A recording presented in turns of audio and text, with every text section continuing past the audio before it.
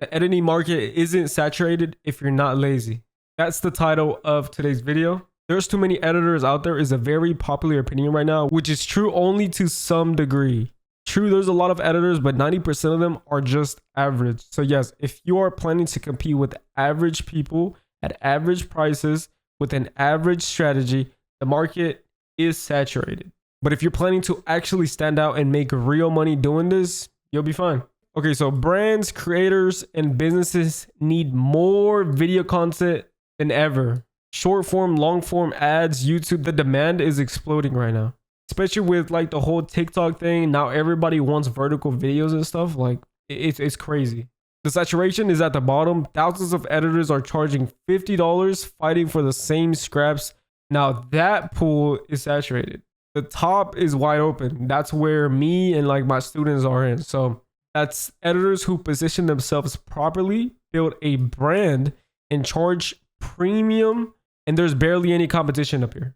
And if you want to learn exactly how to become a premium brand in the editing space, my students are already running it up and landing their first high-paying clients. If you want proof of that, or you just want more information on that, link will be in the description. But why do editors not succeed? And that's because most editors never take the risk and they never change their mindset. They stay comfortable at the bottom, and it's because it feels safer to them, you know?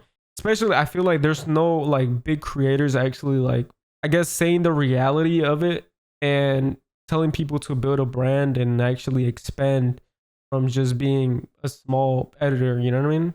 I've covered this in other videos, but your goal is to basically go viral. And that's exactly what I teach.